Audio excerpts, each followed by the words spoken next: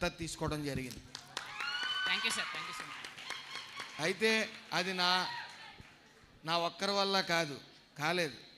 నేను ఆ రోజున మీరు ఎవరన్నా స్వచ్ఛందంగా ముందుకొచ్చి సేవ చేయాలనుకున్న వాళ్ళు రండని ఒక పిలిపిస్తే సుమారు 30 లక్షల రూపాయలు ఈ రామచంద్రపురం నియోజకవర్గ ఎన్డీఏ కూటమి నాయకులు అందరూ తీసుకుని వచ్చి ఇవ్వడం జరిగింది.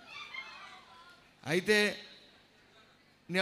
అందులో ఒక క్వశ్చన్ అడిగారు ఒకడు, మీరు చదివిస్తున్నారు బాగానే ఉంది, గవర్నమెంట్ స్కూల్స్లో విద్య బాగుంది కదా, మీరు గవర్నమెంట్ స్కూల్స్లో జాయిన్ చేయకుండా చిన్నపిల్లల్ని ప్రైవేట్ స్కూల్స్లో ఎందుకు జాయిన్ చేస్తున్నారని చాలామంది అడగడం జరిగింది.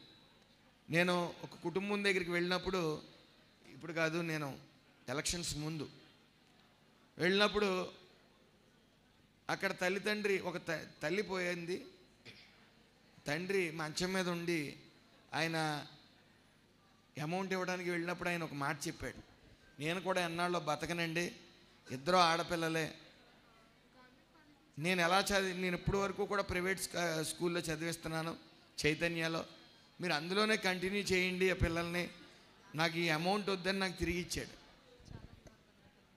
అదే ఇన్స్పిరేషన్తో, అంటే ఆయన చెప్పిన మాటలు నాకు చెవులోనే ఉన్నాయి ఈరోజు కూడా.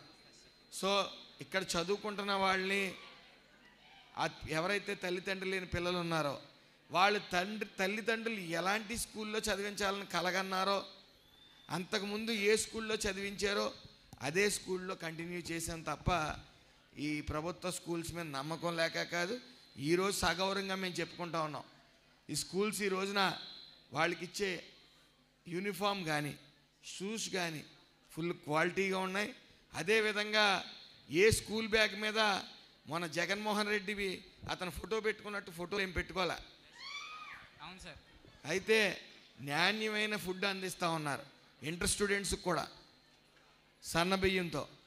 అలాగే చదువు, ఏదైతే పుస్తకాలు ఎక్కువైపోయి వాళ్ళు మొయ్యలేకపోతున్నారో చిన్నపిల్లలు, సెమిస్టర్ వైజ్ మరి బుక్స్ ఒకటి ప్రింట్ చేసి వాళ్ళకి సెమిస్టర్ వైజ్ బుక్స్ ఇవ్వటం, వాళ్ళకి ఈ రోజున చెప్తున్నాను, రాబోయే కాలంలో ఖచ్చితంగా ప్రైవేట్ స్కూల్స్కితో గవర్నమెంట్ స్కూల్స్ పోటీ పడతాయి. ఎమ్మెల్యే లెటర్ల కోసం ఆ స్కూల్స్లో జాయిన్ చేయడం కోసం వచ్చే పరిస్థితి 4 సంవత్సరాల్లో లోకేష్ గారు ఖచ్చితంగా తీసుకుని వస్తారని మేము భరోసా ఇస్తా ఉన్నాం. Thank you. నియోజకవర్గం మీరు సాధించిన పోటీల్లో మీకు ఆనందం ఎలా కల్పించింది సార్?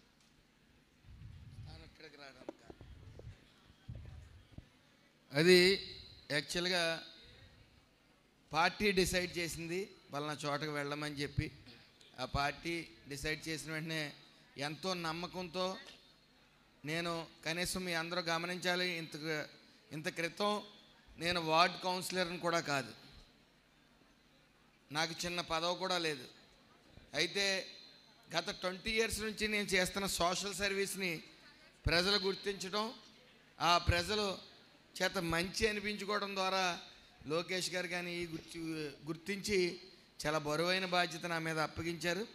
ఆ బరువైన బాధ్యతని క్షణం తీరిక లేకుండా నా వంతు నేను ఎంత కష్టపడగలను, ఇటు శాఖ విషయంలో కానీ ఇటు రామచంద్రపురం నియోజకవర్గ ప్రజల విషయంలో కానీ పూర్తి స్థాయిలో కష్టపడతానని నేను తెలియజేస్తా ఉన్నాను. ఇంకా ఏమైనా స్కామ్లు కానీ పెడతారా? స్కీమ్స్ ఏమైనా అడుగుతున్నారు సార్? ఓకే, పేరు సారీ సార్, పేరేంటండి? సార్ నాగ గణేష్. అయితే మీకు చదువులు ఎంత ఇంపార్టెంటో ఆటలు కూడా అంతే ఇంపార్టెంట్. ఈ రోజున మొన్న లాస్ట్ 2 daysలో ఇద్దరు దివ్యాంగులు నా దగ్గరికి వచ్చి, మేము నేషనల్ గేమ్స్కి వెళ్తాం, మాకు సపోర్ట్ చేయండి అని నా దగ్గరికి వస్తే ఫైనాన్షియల్గా సపోర్ట్ చేశాను. వాళ్ళిద్దరూ కూడా గేమ్స్లో గోల్డ్ మెడల్ తీసుకుని ఈరోజు గవర్నమెంట్ జాబ్ తీసుకోబోతా ఉన్నారు. ఏదేమన్నప్పటికీ మీకు ఎందులో టాలెంట్ ఉందో చూసుకుని దాంట్లో మీరు ముందుకు సాగితే దాని ప్రోత్సాహం ఖచ్చితంగా గవర్నమెంట్ నుంచి ఉంటుంది. అది మీరు అందరూ గుర్తించాలి. సో చదువులు ఎంతో ఆటలు కూడా అంతే ఇంపార్టెంట్. ఓకే. రాజకీయాల్లోకి రావాలి అనుకునేటటువంటి యువతకు మీరు ఏం చెబుతారు అని ఒక స్టూడెంట్ అడుగుతున్నారు సార్. ఖచ్చితంగా యువత రాజకీయాల వైపు చూడాలి. మీరు ప్రతి విషయం అప్డేట్ అవుతూ ఉంటారు. మీరు రాజకీయాల్లోకి రావాలి, ముఖ్యంగా మహిళలు రావాలి. ఈ రోజున ఈ ప్రపంచం ఇంత సజావుగా హ్యాపీగా ఉందంటే దానికి ఆడవాళ్ళు కీలక పాత్ర. సహనం, ఓర్పు అనేది ఆడవాళ్ళకి మాత్రమే ఆ భగవంతుడు ఇచ్చాడు ఎక్కువ శాతం. కాబట్టి ఆడవాళ్ళు రాజకీయాల్లోకి ముఖ్యంగా రావాలి, వాళ్ళు అవేర్నెస్తో ఉండాలి. మీరు ఓ తల్లిగా మీ మాట ఖచ్చితంగా వింటారు, ఓ తల్లిగా, ఓ భార్యగా. అలాగే మీరు తలుచుకుంటే సాధించలేనిది ఏమీ లేదు. ఎందుకంటే ముఖ్యంగా ఈ రామచంద్రపురం నియోజకవర్గానికి వచ్చిన తర్వాత ఏ కాలేజీలోకి వెళ్ళినా, ఏ స్కూల్లోకి వెళ్ళినా క్లాస్ ఫస్ట్ అమ్మాయిలే ఉంటా ఉన్నారు. అడగమ్మా. Good afternoon, sir. Myself, Naina Harshita from Government Degree College, Rawalpalam. Sir, like engineering కి మీ శాఖ అయిన కార్మిక శాఖలో ఎలాంటి ఉపాధి సదుపాయాలు కలిగించాలనుకుంటున్నారు? లైక్ రామచంద్రపురంలో ఏమైనా ఇండస్ట్రీస్ని తేవాలనుకుంటున్నారా సార్? ఖచ్చితంగా అమ్మా. ఆల్రెడీ ఈరోజు ఎంఓయూ కావాల్సి ఉంది, మీటింగ్ నుండి వెళ్ళారు. ఆల్రెడీ రామచంద్రపురం నియోజకవర్గంలో ఇంచుమించు ఇక్కడ ఆల్రెడీ సైట్ చూసుకున్నారు వాళ్ళు. జీపీఎస్ ట్రాకింగ్ మిషన్స్ అనేది వాళ్ళు ప్రోడక్ట్ ఇక్కడ తయారు చేస్తారు. కాబట్టి వాళ్ళు సుమారు 200 మందికి ఇక్కడ జాబ్స్ ఇవ్వడం జరుగుతుంది. అదేవిధంగా నా కార్మిక శాఖలో సుమారు 600 పోస్టులు భర్తీ చేయడానికి పర్మిషన్స్ వచ్చాయి. అందులో ముఖ్యంగా జిఎన్ఎం నర్సింగ్ కోర్సులు కానీ, అలాగే డేటా ఎంట్రీ ఆపరేటర్స్ కానీ వీళ్ళందరికీ ఫుల్ఫిల్ చేయాల్సి ఉంది. అదేవిధంగా కార్మిక శాఖ అనేది బ్యాలెన్స్డ్గా వెళ్ళాలి. ఇటు యాజమాన్యం, ఇటు వర్కర్స్, కార్మికులు ఇద్దరు 2 కళ్ళ భావించి ఇద్దరిని బ్యాలెన్స్ చేసుకుంటూ వెళ్ళాలి. అదేవిధంగా మొన్న ప్రభుత్వం ఇలాగే పరిశ్రమలో ఈ వర్కర్స్కి, ఇటు ఓనర్స్కి మధ్య చిచ్చు పెట్టి పరిశ్రమలు తీసేసి పరిస్థితి తీసుకుని వచ్చారు.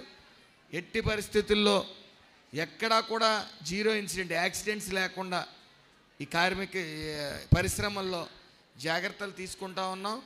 ఇటు సేఫ్టీ, అటు ఆరోగ్య విషయంలో కూడా కార్మికుల విషయంలో మేము ప్రతి జాగ్రత్త తీసుకుని వాళ్ళ యోగక్షేమాలతో ఉండేలాగా, వాళ్ళు బాగుండేలాగా చర్యలు తీసుకుంటున్నాం.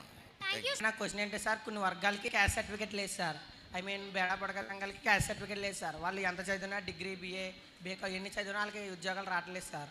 మీరు ఒకసారి మాట ఇచ్చారు సార్ క్యాస్ట్ సర్టిఫికేట్ కల్పిస్తానని, వాళ్ళకి ఇంకా క్యాస్ట్ సర్టిఫికేట్ రాలేదు సార్. ఎన్ని చదివినా ఇంకా వాళ్ళకి ఏం ఉపయోగం రావట్లేదు సార్. ప్రతి ఒక్కరి వాళ్ళని తక్కువ కులంగా చూస్తున్నారు. దాని మీద మీ అభిప్రాయం ఏంటో? మీరు ఆల్రెడీ క్యాస్ట్ సర్టిఫికేట్ రావట్లేదంటే మీరు ఏ క్యాస్ట్లో కంటిన్యూ అయ్యారు మొన్నటి వరకు? క్యాస్ట్ సర్టిఫికేటే లేదు సార్ అసలు. ముందు మీ పూర్వతరం తెలియదు సార్. అసలు క్యాస్ట్ సర్టిఫికేట్ ఇప్పుడు దాకా లేదు సార్. మిమ్మల్ని ఏమని పిలుస్తారు? ఎస్సీ అనే పిలిచేవారు సార్. ఇప్పుడు అది ఎస్సీలో కంటే ఎస్సీలోకి మారట్లేదు సార్. అలా మీ పూర్వీకులు ఎక్కడో చోట రిజిస్టర్ అయ్యి ఉంటారు కదా ఏదో క్యాస్ట్లో. అంటే మా బాబాయ్ కొంత సార్ క్యాస్ట్ సర్టిఫికేట్, దాంట్లో ఎస్సీ అని ఉంటుంది సార్. ఇప్పుడు మేము వెళ్ళి అడుగుతున్నా ఎక్కడన్నా మీకు ఎస్సీ సర్టిఫికేట్ రాదు. మీ గ్రీవెన్స్ అనేది, కలెక్టర్ గారి గ్రీవెన్స్ అనేది ఒక ఎవ్రీ మండే అందుబాటులో ఉంటుంది కదా, అందులో ఇచ్చారా? ఇచ్చాం సార్. చాలా దూరంకి వెళ్ళాం సార్. చాలా పోరాటాలు కూడా చేశాం సార్ దీంట్లో. సరే, ఒక ఆర్జీ లాంటిది నాకు ఇవ్వండి, దాన్ని నేను మూవ్ చేస్తాను. సరే sir. Okay, thank you. Yes, request next Manikanta, VSM college of engineering, RCPM. Please respond. Sir, నా పేరు మణికంఠ సార్. నేను విఎస్ఎం ఇంజనీరింగ్ కాలేజ్ నుంచి వచ్చాను సార్. ఇప్పుడున్న రోజుల్లో మన ఆంధ్రప్రదేశ్లో కొన్ని ప్రదేశాల్లో డ్రగ్స్, గంజాయి వంటివి తీసుకుని కొంచెం కాలేజీకి వెళ్ళే స్టూడెంట్స్ని ఇబ్బంది పెడుతున్నారు సార్. కొంతమంది వాళ్ళపై అంటే స్టూడెంట్స్ ఏం రియాక్ట్ అవ్వలేకపోతున్నారు సార్. అంటే ఏమన్నా రియాక్ట్ అయినా కూడా ఇటువంటివి అయితే అది స్టూడెంట్ చిన్నప్పటి నుంచి బిల్డ్ చేసుకున్న కెరీర్ అనేది వాళ్ళకి పాడవుతుంది సార్. దానివల్ల వాళ్ళు ఏమీ రియాక్ట్ అవ్వలేకపోతున్నారు సార్. అలాంటి వాళ్ళ పట్ల మీరు ఎటువంటి చర్యలు తీసుకుందాం అనుకుంటున్నారు? ఈ ప్రభుత్వం ఏదైతే ఈ డ్రగ్స్ ఎడిక్ట్ అయ్యి ఈ సొసైటీని పాడు చేస్తూ ఉన్నారో దాని మీద ఉక్కుపాదం మోపుతూ ఉంది. గత 5 ఏళ్ళు ఈ గంజాయి డ్రగ్స్ ఇవన్నీ కూడా విచ్చలవిడిగా దొరకటం మొదలుపెట్టాయి ఈ రాష్ట్రంలో. కానీ ఎన్డీఏ కూటమి వచ్చిన తర్వాత డ్రగ్స్ మీద ఉక్కుపాదం మోపడం జరిగింది. మీకు అలాంటి సమస్యలు ఏమైనా ఉంటే మీరు డైరెక్ట్గా మీరు కంప్లైంట్ ఇవ్వాల్సిన అవసరం లేదు. నా నెంబర్ కానీ అలాగే మా పిఏ గారి నెంబర్ కానీ ఉంది. మీరు ఇబ్బంది పడుతున్నారు, ఎలాంటి ఇష్యూ ఉందని మీకు తెలియజేస్తే మీకు వితిన్ 24 hours మీ సమస్యకు పరిష్కారం మేము తీసుకుని వస్తాం. అందులో ఏ విధమైన సందేహం లేదు. వాళ్ళు ఎంత పెద్దవాళ్ళైనా సరే, వాళ్ళు ఎలాంటి వాళ్ళైనా సరే, ఈ గంజాయి అనే దాన్ని ప్రమోట్ చేసి కానీ లేకపోతే గంజాయిని సేవించి ఇబ్బంది పెడుతున్న వాళ్ళు కానీ వాళ్ళ మీద ఉక్కుపాదం మోపడంలో ఎలాంటి ఆలోచన లేదు. అలాగే మీ అందరి చేతిలో కూడా ఇంకో బాధ్యత ఉంది. మీ ఫ్రెండ్ గంజాయి కొడుతుంటే లేకపోతే డ్రగ్స్ తీసుకుంటుంటే మీరు కనీసం పక్క వాళ్ళకి వాళ్ళ తల్లిదండ్రులకో లేకపోతే పోలీస్ స్టేషన్కో ఇన్ఫామ్ చేయవలసిన పరిస్థితి మీ అందరి మీద ఉంది. అది మీరు గుర్తించాలి. ఎందుకంటే మీరు అలా ఇన్ఫామ్ చేయటం వల్ల ఓ కుటుంబం సేవ్ అవుద్ది. ఎందుకంటే అతను ఎవరి మీదకో వెళ్ళడు, ఆ గంజాయి సేవించి వాళ్ళ ఇంట్లో తల్లిదండ్రులను కొట్టడం, అలాగే అక్కకి పెళ్ళానికి కూడా తేడా తెలియని పరిస్థితుల్లో వాళ్ళు ఉంటారు. అవన్నీ గమనించి మన అలాంటి గంజాయి సేవిస్తున్న వాళ్ళ విషయాలు ఎట్టి పరిస్థితుల్లో మీరు డైరెక్ట్ పోలీస్ స్టేషన్కి వెళ్ళవసరం లేదు. ఇక్కడ ఎన్డీఏ కూటమి నాయకులు ఉన్నాం, వాళ్ళ దగ్గర మీరు చిన్న ఇన్ఫర్మేషన్ ఇస్తే ఎప్పుడైనా సరే మీరు నా దగ్గరికి రావచ్చు. మీరు ఇన్ఫర్మేషన్ ఇస్తే దాని మీద సీరియస్ చర్యలు తీసుకోవడం జరుగుతుంది. సార్ అలాగే ఇప్పుడు ఉత్తరాఖండ్లో అంటే ఫేక్ సీడ్స్ అనే వాళ్ళని ఎలిమినేట్ చేయడానికి ఒక ఆపరేషన్ స్టార్ట్ చేశారు సార్, ఆపరేషన్ కలనేమి అని. అలాగే ఇప్పుడు మన ఆంధ్రప్రదేశ్లో ఉన్న one of the biggest problem ఈ డ్రగ్స్ సార్. మనం ఈ డ్రగ్స్ మొత్తాన్ని ఆంధ్రప్రదేశ్ నుంచి ఎలిమినేట్ చేయడానికి మన ఆంధ్రప్రదేశ్ నుంచి ఏదైనా ఒక ఆపరేషన్ స్టార్ట్ చేసి భారతదేశంలోనే ఆంధ్రప్రదేశ్ అనేది డ్రగ్స్ ఎలిమినేట్ చేయడంలో ఒక రోల్ మోడల్గా ఉండాలని మన ప్రభుత్వం అలా చేయాలని మీ నుంచి మేము ఆశిస్తున్నాం సార్. ఖచ్చితంగా ఆల్రెడీ ఈగిల్ టీం అనేది ఒక టీం ఏర్పాటు చేయడం జరిగింది. ఎక్కడ డ్రగ్స్ ఉన్నా సరే వాళ్ళు వెంటనే ఇంటిమేషన్ వాళ్ళకి వస్తుంది. వాళ్ళు నిరంతరం వాళ్ళ పని ఏమీ లేదు. ఈగిల్ టీం ఎక్కడ గంజాయి సేవించారో వాళ్ళందరినీ తీసుకుని వచ్చి తగు చర్యలు తీసుకుంటారు, అందులో సందేహం లేదు. Right, thank you. Yes sir. Sir చివరి question, IR Baby Satyavani, BKV government degree college, Kothapeta. Please respond. ఇంతకుముందు క్వశ్చన్ అడిగింది సార్ తను. ఎస్ అమ్మా, నీ క్వశ్చన్కి సార్ ఆన్సర్ చేసేందుకు సిద్ధంగా ఉన్నారు. So respected sir, myself I'm R Baby Satyavani from BKV Government Degree College, Kottapeta. Here is my question. మన ముఖ్యమంత్రి వర్యులు నారా చంద్రబాబు నాయుడు గారు మీరు ఫస్ట్ టైం మినిస్టర్గా చేస్తున్నారు. మీ సేవా కార్యక్రమాలు ఇండస్ట్రియల్ సెక్టార్స్లో అలాగే లేబర్ సెక్టార్స్లో ఇవ్వడానికి అవకాశం కల్పించారు కదా సార్. దాని మీద అంటే పర్టికులర్ సెక్టార్ మీద మీకు అవకాశం ఇచ్చినందుకు మీ అభిప్రాయం, అందులో మీరు ఎంతవరకు ఇప్పటివరకు ఆ సెక్టార్కి మీరు న్యాయం చేశారు అని చెప్పిన మేము తీసుకొచ్చిన డెవలప్మెంట్ కానీ తీసుకురాబోయే డెవలప్మెంట్ కానీ తెలుసుకోవాలనుకుంటున్నాము. ఓకే అమ్మా, పేరేంటన్నారు? సత్యవాణి. సత్యవాణి. ఓకే, మంచి క్వశ్చన్ వేసావమ్మా. ఆల్రెడీ ఈ కార్మిక శాఖ అనగానే ఇంచుమించు సుమారు ఇటు భవన నిర్మాణ కార్మికులు 18,50,000, అంటే 18,50,000 అంటే సుమారు 18,50,000 ఇంటూ 4, అంటే వాళ్ళు 80 లక్షలు, కార్మికులు వచ్చేసి సుమారు 30 లక్షలు, అంటే 1,20,00,000 సుమారు. ఇటు ఆర్గనైజ్డ్ వర్కర్స్ అంటే అన్ఆర్గనైజ్డ్ వర్కర్స్, ఈ చిన్న చిన్న పళ్ళు అమ్ముకునే వాళ్ళ దగ్గర నుంచి ప్రతి ఒక్కళ్ళు మా శాఖ కిందకు వస్తుంది. ఆటో కార్మికులు కానీ అందరూ కూడా మా దగ్గరికి వస్తారు, అంటే మా శాఖ కిందకు వస్తుంది. అయితే గత 5 సంవత్సరాలు మీరు అందరూ గమనించవలసింది ఏంటంటే ఇక్కడ కార్మికుల సంఖ్యను బట్టి 600 కోట్ల నుంచి 400 కోట్ల నుంచి 600 కోట్లు కేంద్రం మనకి ఇస్తుంది. అయితే ఆ 400 నుంచి 600 కోట్లు అయితే కేవలం గత 5 సంవత్సరాల్లో జీతాలు మందులు పెట్టి మిగతా 400 కోట్లు కేంద్రానికి పంపేసేవారు. అంటే ఇక్కడ హాస్పిటల్స్ పెట్టవలసి ఉన్నాయి కార్మికుల కోసం, ఈఎస్ఐ హాస్పిటల్స్ అయ్యి అవేమీ పెట్టకుండా కేవలం జీతాలు మాత్రం ఇండెంట్లు మాత్రం పెట్టి కాలక్షేపం చేశారు. మరి మేము వచ్చిన తర్వాత సుమారు 7 హాస్పిటల్స్, 96 డిస్పెన్సరీస్ పెట్టడం జరిగింది. అలాగే కార్మికుల ఎక్కడ ఈ పరిశ్రమల్లో యాక్సిడెంట్లు అవ్వకూడదని చెప్పి యూనివర్సిటీస్తో కూడా ఎంఓయూ చేయించుకున్నాం.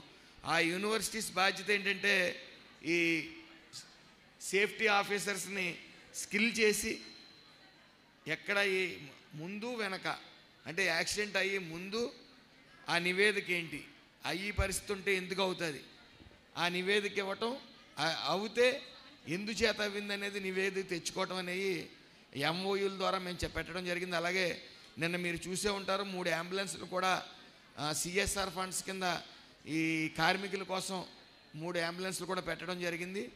7 హాస్పిటల్స్, అలాగే అమరావతిలో సూపర్ మల్టీ స్పెషలిస్ట్ హాస్పిటల్ కూడా స్టార్ట్ చేయడం జరుగుతూ ఉంది. ఇక్కడ పూర్తిగా చంద్రబాబు నాయుడు గారు కార్మికుల పట్ల, వాళ్ళ ఆరోగ్యం పట్ల, వాళ్ళ రక్షణ పట్ల పూర్తిగా మేము చిత్తశుద్ధితో ఉన్నాము. Sir, thank you. Yes, sir. Just utilizing this opportunity, myself, I'm a classical dance teacher. నేను నా పొట్టి శ్రీరాములు యూనివర్సిటీ ద్వారా డిప్లొమా కంప్లీట్ చేశాను. అయితే యాజ్ పర్ క్రియేటివ్ ఎంటర్ప్రైనర్స్గా సెటిల్ అవ్వడానికి ఎంఏ కూడా అవైలబుల్ చేస్తారా యూనివర్సిటీ ద్వారా? డాన్స్ ఆర్ట్స్లో, ఫైన్ ఆర్ట్స్లో ఎంఏ ఇప్పటివరకు ఆంధ్రాలో అవైలబుల్గా లేదని టాక్. సో అది కూడా మాకు opportunity కల్పిస్తారా?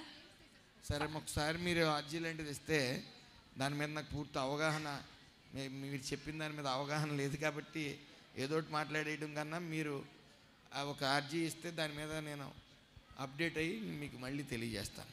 Thank you sir. Yes sir, thank you very much sir. చిన్న announcement, youth for better Andhra కాంపిటీషన్లో పార్టిసిపెంట్స్ అందరూ కూడా గమనించాలి. గ్రూప్ నెంబర్ 17, 18, 19, 20 వెంటనే కాంపిటీషన్ జరిగే ప్లేస్కి వెళ్ళవలసిందిగా రిక్వెస్ట్ చేస్తున్నాం. Group number 17, 18, 19, 20 youth for better Andhra. Sir, ఒక క్వశ్చన్ విద్యార్థి తరపు నుంచి సార్ అడుగుతున్నారు.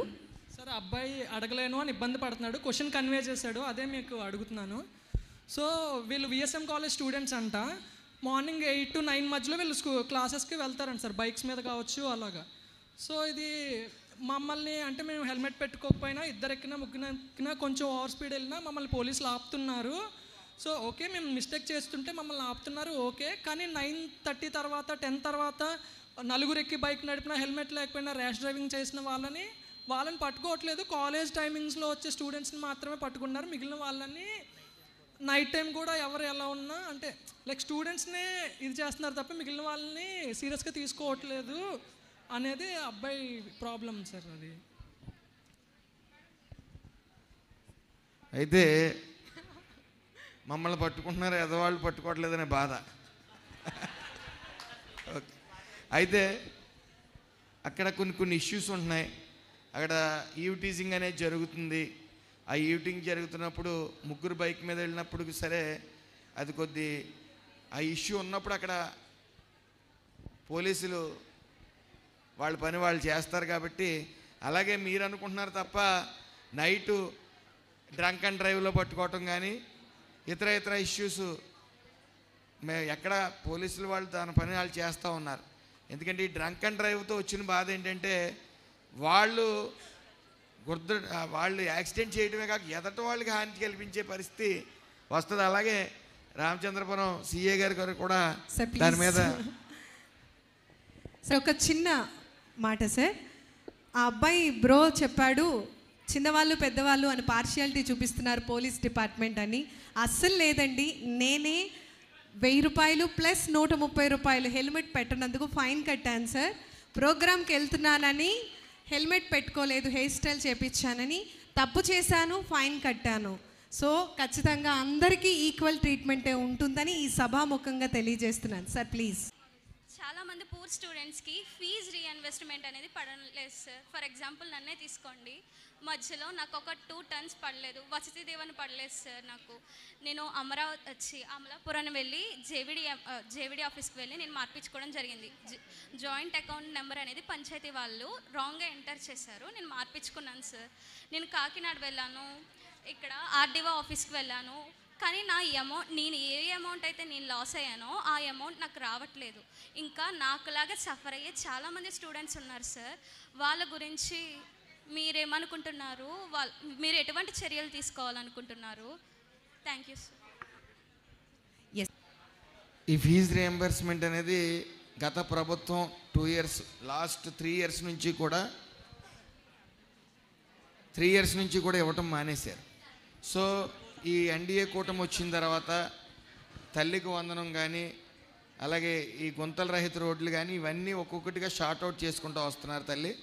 ఎట్టి పరిస్థితుల్లో ఈ డిసెంబర్ లోపు మీ అందరికీ ఫీజు రీయింబర్స్మెంట్ పడుతుంది, అందులో సందేహం లేదు. గత ప్రభుత్వం YSRC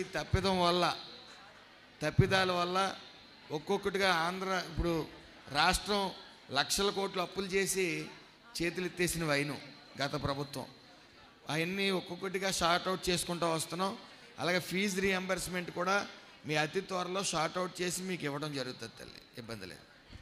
Aishwarya, Vikas degree college for women.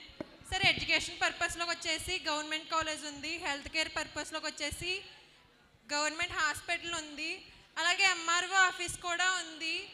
Attraction అంటే టూరిజం గురించి అట్రాక్షన్ కలిగేలా మీరు ఏదైనా చిన్నపిల్లల కోసం కానీ ఓల్డ్ ఏజ్ పీపుల్ కోసం కానీ వాళ్ళ పీస్ ఆఫ్ మైండ్ కోసం మీరు ఏమన్నా పార్క్ అరేంజ్ చేయగలరా? 100% అమ్మ. నేను ఇక్కడికి వచ్చిన తర్వాత రామచంద్రపురం నియోజకవర్గం వచ్చిన తర్వాత ఆశ్చర్యానికి గురయ్యాను. ఎందుకంటే కనీసం ఫ్యామిలీతో 10 నిమిషాలు ఎక్కడైనా కూర్చునే పరిస్థితి కూడా లేని పరిస్థితిలో రామచంద్రపురం ఉందంటే ఎంత దౌర్భాగ్య పరిస్థితి అంటే ఇంచుమించు ఎకరాల కొలిది సైట్లు ఖాళీగా ఉన్నాయి, వేకెంట్గా ఉన్నాయి. అయినప్పటికీ ఎక్కడ ఒక పార్క్ పెడదామన్న దృష్టిలో లేరు. అయితే నేను కార్మిక శాఖ మంత్రిగా ఆల్రెడీ ఒక కంపెనీ కోకోకోలా కంపెనీని రిక్వెస్ట్ చేయడం జరిగింది. సుమారు విఎస్ఎం కాలేజీ దగ్గరలోనే మేము సైట్ ఐడెంటిఫై చేసాం. దాంట్లో కోకోకోలా వాళ్ళు సుమారు 70 లక్షలతో వాళ్ళు నిధులు ఇస్తాను సిఎస్ఆర్ ఫండ్ అని చెప్పి ఆ పార్క్ని డెవలప్ చేస్తానని చెప్పారు. అలాగే టౌన్లోనే ఇంకో ఏరియాలో 1 ఎకరం ఐడెంటిఫై చేయడం జరిగింది. దానికి కూడా సిఎస్ఆర్ ఫండ్ మూవ్ చేయడానికి రెడీగా ఉన్నాం. అలాగే మనకి 2 పుణ్యక్షేత్రాలు ఉన్నాయి. ఒకటి దక్షిణ కాశీ భీమేశ్వర స్వామి గుడి, ఒకటి కోటిపల్లి. అయితే మన చక్కటి గోదావరి మన అతి సమీపాన్ని ఉంది కాబట్టి ఒక టూరిజం స్పాట్ అనేది మేము ఆల్రెడీ ఆర్డీఓ గారు దాని మీద వర్క్ చేస్తున్నారు.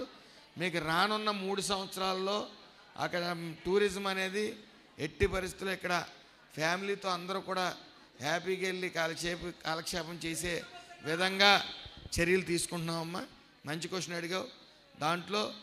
అందులో భాగంగానే మేము అందరం కష్టపడతా ఉన్నాం. మీకు అతి త్వరలోనే అన్నీ అందులో పట్లోకి తీసుకుని వస్తాం. Thank you sir.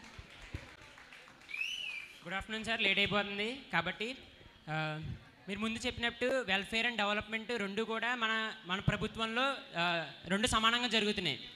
సో ఇందాక ఒక అమ్మాయి అడిగినట్టు ఫీజు రియంబర్స్మెంట్ పట్టలేదు, కానీ ఈ ప్రభుత్వం వచ్చాక అన్నీ విడతల వారీగా వేస్తున్నారు. కానీ నాకు చిన్న సందేశం అడగకూడదు మీలాంటి పెద్దల ముందు. సో పెద్ద మనిషి స్టేషన్ చెప్పండి సార్. మనకి ముందు ప్రభుత్వం స్కూల్కి వెళ్ళే పిల్లలకి అమ్మ ఒడి అని పెట్టింది. దాన్ని తల్లి వందనం మనం మార్చి ఎంతమంది పిల్లలు కొంటే అంతమందికి వేస్తున్నారు. అది చాలా గొప్ప విషయం. కానీ చిన్న సందేహం ఏంటంటే 1వ తరగతి చదువుతున్న పిల్లాడికి 10వ తరగతి చదువుతున్న పిల్లాడికి కూడా 13,000తో అవసరం ఏముంది? ఆ డబ్బులు కూడా వేరే డెవలప్మెంట్కి మనం గవర్నమెంట్ వాడచ్చు కదా. లేదంటే ఏజ్ పెరిగే కొద్దీ గ్రాడ్యుయేట్స్కి మనీ అవసరం పడుతుంది. సో ఫీజు రియంబర్స్మెంటే కాదు, వాళ్ళకి ఎక్స్ట్రా కాంపిటేటివ్ ఎగ్జామ్స్ ప్రిపేర్ అయ్యే వాళ్ళకి డబ్బులు ఇవ్వచ్చు కదా. అంటే చిన్నపిల్లలకి ఇంకా ప్రాథమిక విద్య అభ్యసిస్తున్న వాళ్ళకి డబ్బులతో పని ఉండదు కదా. సో దాన్ని కూడా గవర్నమెంట్ వాడచ్చు కదా. దీన్ని ఎందుకు కంటిన్యూ చేస్తుంది అని చెప్పి చిన్న సందేహం. గత ప్రభుత్వం మీరు తల్లికి వందనం, అప్పుడు అమ్మఒడి అనే కార్యక్రమం వైఎస్ఆర్ పెట్టినప్పుడు ఆయన జగన్మోహన్ రెడ్డి ఎప్పుడు ప్రజల మధ్య ఉండేవాడు కాదు. ఒక బటన్ నొక్కేవాడు, తల్లులకి అకౌంట్లో అమౌంట్ పడేది. అంటే ఒక కుటుంబానికి ఒక పిల్లవాడు చెప్పిన వేసేవారు. అయితే కొంతమందికి అర్హులకు కూడా వచ్చేది కాదు. రాకపోతే ఎక్కడికి వెళ్ళాలో తెలియదు. ఎంతమంది ఆర్తనాదాలు చేసినా సరే మాకు అర్హత ఉంది అని చెప్పినా సరే వేసి వినేనాథుడు ఉండేవాడు కాదు. కానీ ఈ ప్రభుత్వం వచ్చిన తర్వాత ఎవరికైనా అర్హులకి రాకపోతే మీరు మళ్ళీ గ్రీవెన్స్కి వెళ్ళొచ్చు వచ్చేలా.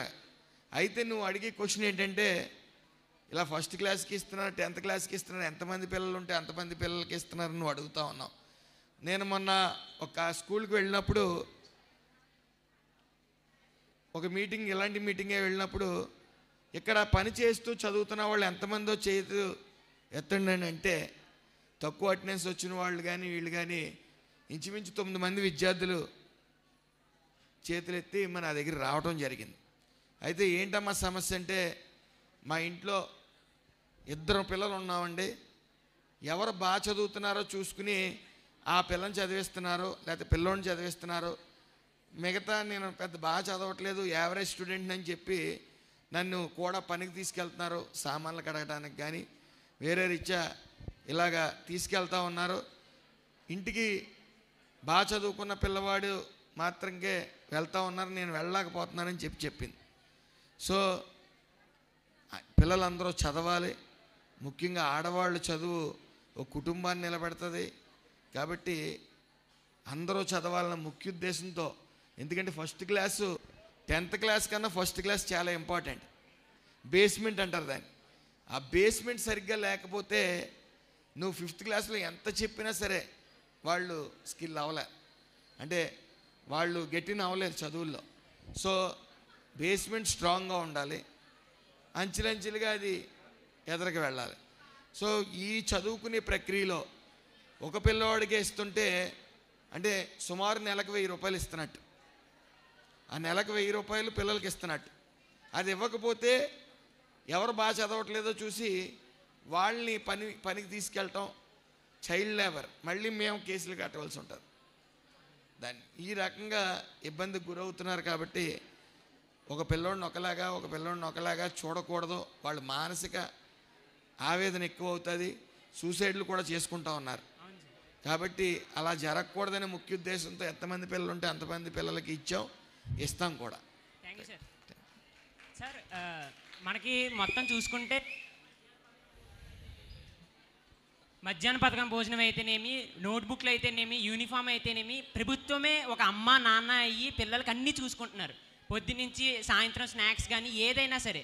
సో ఇంత ప్రభుత్వం ఒక ఫ్యామిలీలా చూసుకుంటున్నప్పుడు వాళ్ళకి మళ్ళీ తిరిగి డబ్బులు ఇవ్వడం కన్నా ఆ డెవలప్మెంట్కే మనం డెవలప్మెంట్ చేసి, సో తల్లిదండ్రులకు ఉపాధి కల్పిస్తే వాళ్ళ పిల్లల్ని ప్రాథమిక విద్య చదివే పిల్లల్ని పనిలోకి పంపించలేరు కదా సార్. సో వీళ్ళకే ఒక అవేర్నెస్ ప్రోగ్రామ్స్ కండక్ట్ చేసి అలా ఏమైనా చేసే ఆలోచనలు ఏమైనా ఉన్నాయా? అంటే ఈ డబ్బును ఇంకా మన ఆంధ్రప్రదేశ్ స్వర్ణాంధ్రగా మారడానికి వినియోగించవచ్చు కదా అనేది సార్. ఖచ్చితంగా నేను చెప్పేది ఏంటంటే, నువ్వు అడిగిన క్వశ్చన్ బాగుంది, కానీ మనం తల్లికి వందనం అందరికీ వెయ్యకపోతుంటే ఈ అమౌంట్ ఏదైతే రావట్లేదో వాళ్ళు గట్టిని అవ్వలేకపోతున్నారో, ఓ పిల్లవాడిని మానేపించేసి పనికి తీసుకెళ్ళటం జరుగుతుంది. అదే ఆలోచిస్తూ ఉన్నాం. సో అందరూ చదువుకోవాలి, మినిమం నాలెడ్జ్ ఉండాలి, వాళ్ళ సంతకం వాళ్ళు చెయ్యాలి, వాళ్ళు ఆలోచనలతో వాళ్ళు ఉండాలి. అంటే చదువు అనేది ప్రతి మనిషికి ఇంపార్టెంటే. కాబట్టి కనీసం వాళ్ళు చదువులు కొనసాగేలాగా అందరికీ అమ్మఒడి వేయాలనేదే మా ముఖ్య ఉద్దేశం. తల్లికి వందనం. సరే, స్టూడెంట్ హయ్యర్ ఎడ్యుకేషన్కి, క్వాలిఫై ఎడ్యుకేషన్కి గవర్నమెంట్ ఏమైనా స్టెప్స్ తీసుకుంటుందా సార్? అలాగే మనం ఏమైనా ఎంఎస్సీ చేయాలన్నా, మాస్టర్ చేయాలన్నా వేరే వేరే ప్రాంతాలకు వెళ్తున్నారు సార్. అలాగే ఏపీలో ఏమైనా ఎడ్యుకేషన్ హబ్ అనే దానికి రూట్ మ్యాప్ అయినా చేస్తున్నారా సార్? ఖచ్చితంగా మా ఆల్రెడీ లోకేష్ గారు మొన్న ఒక మీటింగ్లో మీరు చెప్పారు, స్కూల్స్ ఏదైతే ప్రైవేట్ స్కూల్స్ ఉన్నాయో ఆ ప్రైవేట్ స్కూల్స్కి మన స్కూల్స్ పోటీ పడాలి. ప్రతి ప్రభుత్వ కళాశాల, ఇటు ఇంటర్ కానీ డిగ్రీ కానీ అవన్నీ కూడా ప్రైవేట్ స్కూల్స్తో, ప్రైవేట్ కాలేజెస్తో పోటీ పడాలన్న ముఖ్య ఉద్దేశంతో, అలాగే డిఎస్సి నోటిఫికేషన్ కూడా ఇచ్చారు. క్వాలిటీ ఎడ్యుకేషన్ అనేది అందిస్తూ ఉన్నారు. అలాగే ఎడ్యుకేషన్ హబ్ అనేది ప్రతి జిల్లాలోని హెడ్ క్వార్టర్స్లో కూడా పెట్టడం జరుగుతుంది. మీరు ఎక్కడికి వెళ్ళవసరం లేదు, మనకు ఆల్రెడీ జేఎన్టీయూ దగ్గరలో ఉంది. మన ఇలాగా ఏదైతే మీరు ఇప్పుడు అడిగారో ఆ కోర్సులన్నీ కూడా స్కిల్డ్ టీచర్స్ని వేయటం, అలాగే పూర్తిగా చదువు అనేది ముఖ్యం, చదువుకి హై ప్రయారిటీ ఇస్తూ ఉంది గవర్నమెంట్. మెగా డిఎస్సిలో ఇయర్కి ఒకసారి డిఎస్సి తీస్తామన్నారు కదా సార్. నేను ఫ్యూచర్లో టీచర్ ట్రైనింగ్ తీసుకుందాం అనుకుంటున్నాను. ఇయర్కి ఒకసారి ఖచ్చితంగా తీస్తారా సార్? అమ్మ ఖచ్చితంగా ఈ వెసులుబాటు ఏదైతే ఈ స్కూల్స్ ఉన్నాయో ఆ స్కూల్స్ పిల్లలు ఎంతమంది ఉన్నారో, టీచర్స్ ఎంతమంది అవసరం, ఆ నిష్పత్తిలో తీసుకోవడం జరుగుతుంది తల్లి. అలాగే మీరు ఖచ్చితంగా మీ చదువును బట్టి మీరు ఇప్పుడు అప్డేట్ అవుతూ ఉంటారు ఎందులో అవకాశాలు ఎక్కువ ఉన్నాయని. ఆ అవకాశాలను అందిపుచ్చుకునే విధంగా మీరు ఈ కోర్సు ఈరోజు జరుగుతుంది, నెక్స్ట్ అది అవుట్డేటెడ్ అయిపోవచ్చు. సో మీరు అప్డేట్ అవుతూ ఉండి మీరు అలాగే ముఖ్యంగా నేను ఈ థర్డ్ ఇయర్ కానీ బీటెక్ 4th ఇయర్ కానీ అలాగే డిగ్రీ 2nd ఇయర్ కానీ 3rd ఇయర్ కానీ పిల్లలకు ఒకటే చెప్పదలిచాను, మీరందరూ కూడా ఓ జాబ్ మేళా నిర్వహిస్తున్నప్పుడు మనకెందుకులే ఇంకా 1 year ఉంది కదా అని ఆగొద్దు. దయచేసి మీరు కూడా అటెండ్ అవ్వండి. అటెండ్ అవుతే అక్కడ ఏం అడుగుతున్నారు, సబ్జెక్టు ఎలా ఫేస్ చేయాలి, ఏ కంపెనీస్లో ఎక్కువ అవకాశాలు ఉన్నాయి, లేకపోతే ఏ కంపెనీలో పనిచేస్తే బాగుంటుంది అనేది మీకు అవేర్నెస్ వస్తారు. కాబట్టి మీరు ఉద్యోగం చేయమని నేను అంటలే, మీరు ఖచ్చితంగా జాబ్ మేళాలకి అటెండ్ అవ్వండి. జాబ్ మేళాకి అటెండ్ అవుతే అక్కడ పరిస్థితులన్నీ మీకు అర్థమవుతాయి. మీరు కరెక్ట్గా 4th ఇయర్ 3rd ఇయర్ అయ్యి డిగ్రీ పట్టుకుని చేతి బయటకు వచ్చేటప్పటికి మీకు ఈ ఇంటర్వ్యూస్ అటెండ్ అవ్వడం చాలా ఈజీ అవుతుంది. సో ఈ జాబ్ మేళాలు మేము లక్షలు పెట్టి నేను చాలా చోట్లకి తిరుగుతూ ఉన్నాను. తిరుగుతుంటే తల్లిదండ్రులు వచ్చి బాబు మా అబ్బాయికి ఒక జాబ్ వేయించంటున్నారు. అదేంటండి మేము జాబ్ మేళాలు నిర్వహిస్తున్నాం కదా, మీరు ఎందుకు రావట్లేదు అంటుంటే 2 జాబ్ మేళాలకు వచ్చాడు ఇంకా రావట్లేదని నిరుత్సాహపడుతున్నాడు, ఇంట్లో కూర్చున్నాడు అన్నాడు. ఇంట్లో కూర్చుంటే ఉద్యోగాలు వస్తాయా? మీరు చెప్తారు కామన్గా నేను వెళ్తున్నప్పుడు మా అబ్బాయికి ఒక జాబ్ వేయండి, మా అమ్మాయికి ఒక జాబ్ వేయండి అని అడుగుతున్నారు. నేను ఓకే అంటాను, నేను ఎదరకు సాగుతాను. ఆ క్షణమే నేను మర్చిపోతాను ఈ అబ్బాయికి జాబ్ కావాలని చెప్పి నేను ఎదుగుతూ కూర్చోను కదా, నాకు చాలా పనులు ఉంటాయి. సో అది అధిగమించడానికి మేము అక్కడ జాబ్ మేళాలు పెడతాం. మీరు నమ్మరు, ప్రతి జాబ్ మేళా వెనకాల మేము చాలా డబ్బులు ఖర్చు పెడతా ఉన్నాం. అది ఎందుకంటే ఈ రామచంద్రపురం నియోజకవర్గం అలాగే రావులపాలెం కానీ చుట్టుపక్కల ఈ అంబేద్కర్ కోనసీమ జిల్లాలో చాలామంది వలస వెళ్ళిపోయారు. నేను బస్సులు వేస్తే ఇక్కడ ఓటర్స్ అక్కడికి వెళ్ళిపోయారని బస్సులు వేస్తే 100 బస్సులు వేసినా కూడా ఇంకా జనం మిగిలిపోయారు. అంటే ఇక్కడ ఉద్యోగ అవకాశాలు లేక అందరూ వలస వెళ్ళిపోతూ ఉన్నారు. మన పిల్లలు మనం ఇక్కడ రాష్ట్రంలో పెట్టుకోవాలని అలాగే మా చెల్లి శ్రీ సత్య కానీ ఎక్కడుంది, అలాగే మన అక్క చెల్లెళ్ళు వాళ్ళు కాళ్ళ మీద వాళ్ళు నిలబడాలని బ్యూటీషియన్ కోర్స్ కానీ జూట్ బ్యాగుల కోర్స్ కానీ అలాగే 17, 18, 19, 20 టూత్పేస్టులు తయారీ కానీ అలాగే షాంపూస్ తయారీ కానీ సోప్స్ తయారీ కానీ మాయిశ్చరైజర్ తయారీ కానీ లిప్ బామ్ తయారీ కానీ ఇవన్నీ 4 రోజుల్లో నేర్పుతారు. వాళ్ళని దానికోసం బెంగళూరు నుంచి ఒక సర్టిఫైడ్ ఇందులో బాగా ప్రావీణ్యత ఉన్న ఆవిడని తీసుకురావడం జరుగుతుంది కొద్ది డబ్బు ఖర్చు పెట్టి. ఇది మనకెందుకు లేని మీరు వదలటానికి, మీరు చదువుకున్న వాళ్ళు కాబట్టి ఆ కోర్సుకి మీరు అటెండ్ అవ్వండి. మీరు 10 మందికి ఉద్యోగాలు ఇప్పించేలా మీ ఆలోచనలో ముందుకు తీసుకెళ్లాలని నా కోరిక. ఏదేమైనప్పటికీ ఇక్కడ జాబ్ మేళాలు నిర్వహించినా ఈ ఉపాధి కార్యక్రమాలు పెట్టినా మీరు అన్నీ అటెండ్ అవ్వండి. అటెండ్ అవ్వి మీరు 10 మందికి చెప్పి మోటివేట్ చేయండి అనేది నా అభిలాష. Thank you sir. గవర్నమెంట్ స్కూల్స్లో చదివిన వాళ్ళకి జాబ్ అప్లై చేసినప్పుడు, గవర్నమెంట్ జాబ్ అప్లై చేసినప్పుడు అందులో గవర్నమెంట్ స్కూల్లో చదివిన వాళ్ళకి ప్రత్యేకమైన పర్సంటేజ్ ఏమన్నా అంటే ప్రయారిటీ, ఫస్ట్ ప్రయారిటీ ఎలాగైనా పర్సంటేజ్ ఆఫ్ ప్రయారిటీ అని ఇవ్వగలుగుతారా? అవునమ్మా, అయితే మాకు ఇప్పుడు స్కిల్ ముఖ్యం. చదువుకున్న వాళ్ళు స్కిల్ ఉన్న వాళ్ళే మరి ఇందులో రికమెండేషన్లు కానీ ఎక్కడా కానీ ఈ ఎన్డీఏ కూటమి వచ్చిన తర్వాత ఒకళ్ళని స్కిల్ ఉన్న వాళ్ళని వెనక్కి తొక్కి ముందుకు వేరే వాళ్ళని తీసుకుని వచ్చే ప్రయత్నం చేయలేము. కానీ మీకు ఇంకా ఆ కాంపిటేటివ్ ఎగ్జామ్స్కి ఫేస్ చేసే విధంగా మీకు ఏమైనా కోర్సులు మీకు కావాల్సి ఉంటే, దాంట్లో ట్రైనింగ్ కావాల్సి ఉంటే, స్కిల్ చేయాల్సి ఉంటే అవి ఆల్రెడీ డిఎస్సికి మేము క్లాసెస్లో అరేంజ్ చేయడం జరిగింది. వాళ్ళు అటెండ్ అయ్యారు. మరి ఎంతమంది ఉద్యోగాలు వచ్చినాయో తెలియదు. కానీ మీకు అలాంటి కాంపిటేటివ్ ఎగ్జామ్స్ ఫేస్ చేసే ముందు మీకు ఒక స్కిల్ చేయడానికి మా వంతు మేము కృషి చేస్తాం. మహిళా విద్యార్థుల్లో ఎంటర్‌ప్రెన్యూర్‌షిప్‌ని ప్రోత్సహించడానికి మీరు ఎటువంటి కార్యక్రమాలు చేపడతారు సార్? ఏంటమ్మా మైక్ దగ్గర. మహిళా విద్యార్థుల్లో ఎంటర్‌ప్రెన్యూర్‌షిప్‌కి సంబంధించినటువంటి ప్రోత్సహించడం కోసం మీరు ఎటువంటి కార్యక్రమాలను చేపడతారు సార్? ఎంటర్‌ప్రెన్యూర్ సార్ అంటే మహిళా విద్యార్థులు అంటే ఫిమేల్ ఎంటర్‌ప్రెన్యూర్. ఓకే, వాళ్ళకి సెల్ఫ్ ఎంప్లాయ్మెంట్ అంటే మహిళలకు సెల్ఫ్ అదే ఎంప్లాయ్మెంట్. ఇందాక చెప్పాను కదా, సెల్ఫ్ ఎంప్లాయ్మెంట్ అనేది ఆల్రెడీ ట్రైనింగ్ కోర్సులు నిర్వహిస్తున్నాం. ట్రైనింగ్ కోర్సులు నిర్వహించడమే కాకుండా వాళ్ళు తయారు చేసింది మళ్ళీ అమ్మకానికి నోచుకోవాలి. ఆ ప్రక్రియ కూడా మేమే చేస్తున్నాం. ఒక పక్క బ్యూటీషియన్ కోర్సు పెట్టాం, జూట్ బ్యాగ్స్ పెట్టాం, ఒక్కొక్కటిగా పెట్టుకుంటూ వెళ్తూ ఉన్నాం. మరి దానికి మహిళలు కూడా నేను అనుకున్న రామచంద్రపురంలో బయటికి రారేమో ఎక్కువ మంది అనుకున్నాను, కానీ ప్రతిదానికి అటెండ్ అవుతున్నారు. అతి త్వరలోనే వాళ్ళకి ఊహించిన స్థాయి కన్నా ఎక్కువ మేము ఉపాధి కల్పించే ప్రయత్నం చేస్తాం. ఇప్పుడు ఆడపిల్లలకి చదువుకోవడానికి చాలా దూరం వెళ్ళాలి కదా సార్, ఇంట్లో పంపించరండి. అదే గవర్నమెంట్ సైడ్ కాంపిటేటివ్ ఎగ్జామ్స్కి ఏమైనా కోచింగ్ సెంటర్ పెట్టిస్తారా సార్? ఆల్రెడీ కోచింగ్ సెంటర్స్ పెట్టిస్తున్నాం కదమ్మా, డిఎస్సికి పెట్టించాం. ఖచ్చితంగా మీ అందరూ ఆర్జీ ఇస్తే దేనికి పెట్టాలో మేము పెట్టిస్తాం, అందులో సందేహం లేదు. ఏమ్మా? Okay, right. నేను ఒకటి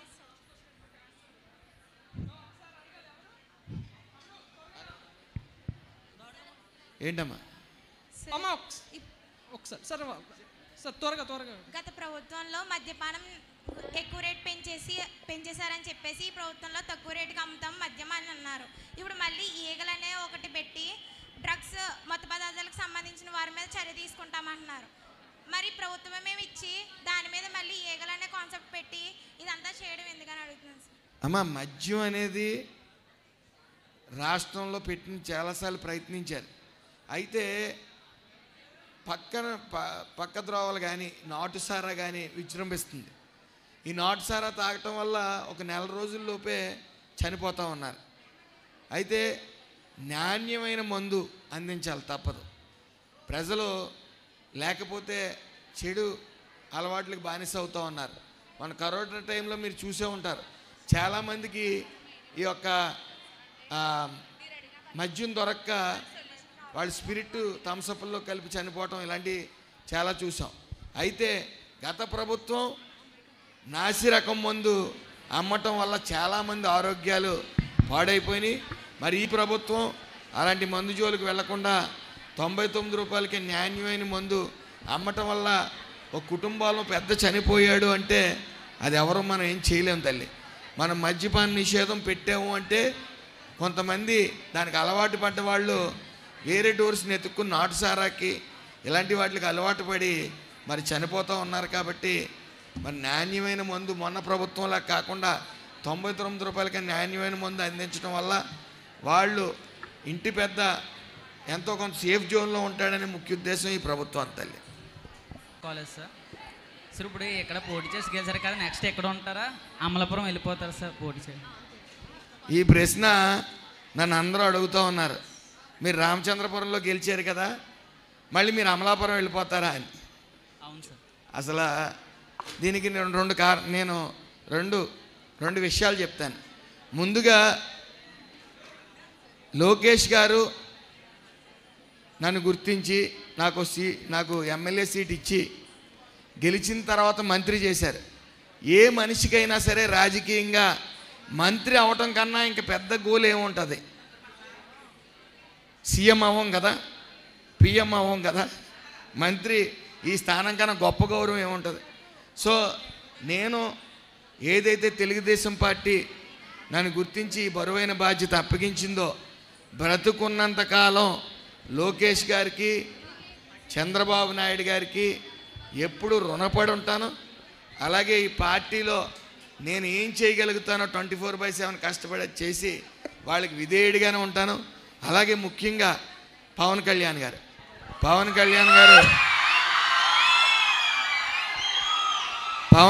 గారు నన్ను దగ్గరికి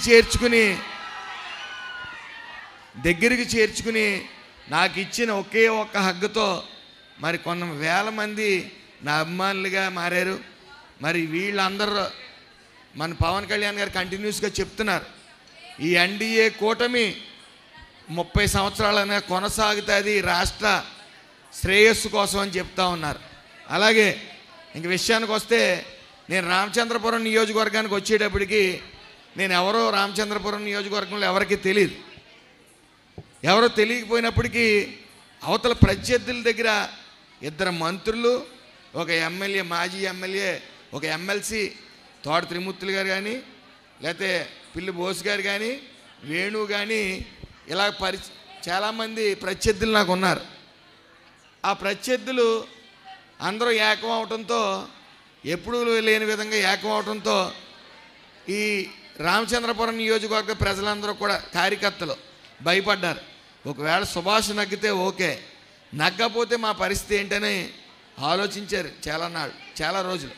అయినప్పటికీ నారా చంద్రబాబు నాయుడు గారు, పవన్ కళ్యాణ్ గారు, లోకేష్ గారి మీద ఉన్న నమ్మకంతో నన్ను గెలిపించారు. నేను ఎప్పుడైనా సరే ఈ రోజు వరకు కూడా పుట్టి పెరిగి నాకు ఎవరైనా ఒక ఉపకారం చేస్తే జీవితాంతకాలం మర్చిపోయే తత్వం నాది కాదు. ఈరోజు నన్ను నమ్మి 26,000 మెజార్టీ ఇచ్చిన ఈ రామచంద్రపురం నియోజకవర్గ ప్రజలకి ఏం చేస్తే రుణం తీర్చుకోగలను. అందులో భాగంగానే యువత మీరందరి చేతుల్లోని రాజకీయం, ఈ దేశ భవిష్యత్తు ఆధారపడి ఉంది. నేను మళ్ళీ చెప్తున్నాను, దయచేసి ఒక్క నిమిషం వినండి. దేశ భవిష్యత్తు మీ చేతుల్లోనే ఉంది. మీరు చదువుకున్న వ్యక్తులుగా మీరు రాష్ట్రంలో ఏం జరుగుతుంది, గత ప్రభుత్వంలో ఏం జరిగింది, ఎందుకు ఓటు వేయకూడదు, ఓటు అనే అస్త్రం ఈరోజు ఓటు అనే అస్త్రంతోనే నాయకులందరూ ప్రతి దళిత వాడలకు కానీ, బీసీ వాడలకు కానీ ప్రతి ఒక్కళ్ళు వెళ్తూ ఉన్నారు. మీకు చేతిలో ఓటు అనే అస్త్రం ఉంది, చదువు అనే అస్త్రం ఉంది. మీరు మీ తల్లిదండ్రులకి చెప్పాలి, నాన్న లేకపోతే అమ్మ ఆ పార్టీ సరిగ్గా చేయట్లేదు, మాకు ఉద్యోగ అవకాశాలు ఉండట్లేదు, దానికి ఓటేయద్దు, ఈ పార్టీకి ఓటేయండి, లేకపోతే ఇలా మోటివేట్ చేయవలసిన పరిస్థితి మీ అందరి చేతిలోనే ఉంది. ఈ రోజున ఈ రామచంద్రపురం నియోజకవర్గ ప్రజలు రుణం తీర్చుకోవాలనే, అలాగే రాష్ట్ర ప్రజల రుణం తీర్చుకోవాలని చంద్రబాబు నాయుడు గారు కానీ, పవన్ కళ్యాణ్ గారు కానీ, లోకేష్ గారు కానీ నిరంతరం కష్టపడుతూ ఉన్నారు. ఈరోజు నేను వచ్చిన తర్వాత సుమారు 48 జాబ్ మేళాలు పెట్టడం జరిగింది. కేవలం మీరు జాబ్స్ చేసుకుంటూ ఈ రాష్ట్రంలోనే ఉండాలనే ముఖ్య కోరిక. అదేవిధంగా ఈ యొక్క జూట్ బ్యాగ్స్ తయారీ కానీ, బ్యూటీషియన్ కోర్సు కానీ, ఈ టూత్పేస్ట్ సోప్స్ కానీ, ఇలాంటివన్నీ కూడా కేవలం మీ కాళ్ళ మీద మీరు నిలబడతారు అనే ముఖ్య ఉద్దేశంతో ఇవన్నీ పెట్టడం జరుగుతూ ఉంది. నేను నా కంఠంలో ప్రాణం ఉన్నంత వరకు అక్కడికి ఇక్కడికి వెళ్ళను. ఈ రామచంద్రపురం నియోజకవర్గంలో ఈ రోజు వరకు ఒక పార్క్ లేదు, ఒక డెవలప్మెంట్ లేదు. ఇంకా ఆశ్చర్యం ఏంటంటే చాలా చోట్ల వెలేయటాలు, తప్పు కట్టడాలు కూడా ఉన్నాయి ఈ రామచంద్రపురం నియోజకవర్గంలో. ఎట్టి పరిస్థితుల్లో అసలు తగ్గేదే లేదు, ఇక్కడ పోటీ చేసే తీరుతాను. నేను మిగిలిన 4 సంవత్సరాలు ఏదైతే ఉందో నిరంతరం ఓట్ల రాజకీయం చేయనండి. నేను చెయ్యాలనుకున్న మంచి చేసే తీరుతాను. ఆల్రెడీ కొన్ని ఇష్యూస్ ఉన్నాయి. ఆ ఇష్యూస్ మార్కెట్లో రోడ్ల మీదకి వచ్చి వ్యాపారం చేసుకునే పరిస్థితి. షాపులని డ్రైన్ దాటి రోడ్డు మీదకి వచ్చి షాప్స్ కట్టారు. మరి అవి క్లియర్ చేయాలి. ప్రజలందరూ సుఖంగా ఉండాలి అని రైతు బజార్లు కానీ, ఈ మార్కెట్ని మొన్న గతంలో మార్కెట్ని ఆక్రమణలన్నీ కూడా తొలగించడం కానీ, అలాగే ఇక్కడ కొద్ది ఆవుల్ని కూడా చంపి వ్యాపారం చేస్తున్న ఓ శిబిరం ఉంది. దాని మీద కూడా ఉక్కుపాదం మోపడం జరుగుతుంది. అలాగే ఇక్కడ మీకు నేనున్నంతకాలం జాబ్ మేళాలు కంటిన్యూస్గా జరుగుతాయి. ఉపాధి అనేది ఎలా చెయ్యాలి, ఈ రామచంద్రపురం నియోజకవర్గం ఈ డబ్బుల రొటేషన్ అనేది అవ్వాలి, ఇక్కడే జాబులు ఇస్తూ ఇక్కడే ఉద్యోగ అవకాశాలు ఇస్తూ మరి ముందుకు సాగాలన్న నా ప్రయత్నం మీరందరూ అర్థం చేసుకుంటారని, అలాగే నేను 26,000 మెజారిటీ ఇచ్చారంటే నేను చేయాల్సింది చాలా ఉంది, చేసింది కొంత, ఇంకా చేయాల్సింది చాలా ఉంది. అలాగే మీ యువతకి మీకు ఎప్పుడు అందుబాటులో ఉంటానని తెలియజేసుకుంటూ, మీరు సలహాలు సూచనలు ఇచ్చినా సరే మేము తీసుకోవడానికి సిద్ధంగా ఉన్నానని తెలియజేసుకుంటూ, అసలు ఈ రామచంద్రపురం నియోజకవర్గంలో దాటి ఇంకో చోటుకి వెళ్ళే ప్రసక్తి లేదు. నన్ను నమ్మి నాకు ఓట్లేసి నన్ను గెలిపించారు కాబట్టి నా తుది శ్వాస విడిచేంత వరకు కూడా రామచంద్రపురంలోనే ఉంటాను. అతి త్వరలో కూడా నేను సొంత ఇల్లు ఇక్కడ నిర్మించుకుంటానని మీ అందరికీ తెలియజేసుకుంటూ నమస్కారం. ఏంటమ్మా? Thank you sir. జై ఎన్టీఆర్. బయట బస్ స్టాపుల దగ్గర గట్ట ముసలి వాళ్ళు ఉంటారు కదా సార్, ఇంట్లో వాళ్ళు సరిగ్గా చూడక, వాళ్ళకి గవర్నమెంట్ ఏమైనా ప్రొవైడ్ చేయగలదా సార్? అదే నేను ఆలోచనతో ఉన్నానమ్మా. ఆల్రెడీ వాళ్ళందరికీ కూడా ఒక సెంట్రల్ గవర్నమెంట్ ఫండ్తో వృద్ధుల్ని అందరినీ చేర్చి ఒక చోట పెట్టి వాళ్ళకి, అంటే వృద్ధాశ్రమాలు ఉన్నాయి కదా సార్, కానీ అందరూ వెళ్ళలేరు కదా సార్. లేదు తల్లి, ఇక్కడ వృద్ధాశ్రమం అనేది లేదు. సరే, మీరు అన్నది ఏంటంటే ఆ బస్ స్టాండ్ దగ్గర పడుకున్న వాళ్ళకి షెల్టర్ ఇవ్వాలంటారు. దాని మీద ఆల్రెడీ ఆలోచన చేస్తున్నాం, దాన్ని ముందుకు తీసుకెళ్తాం. Yes, thank you very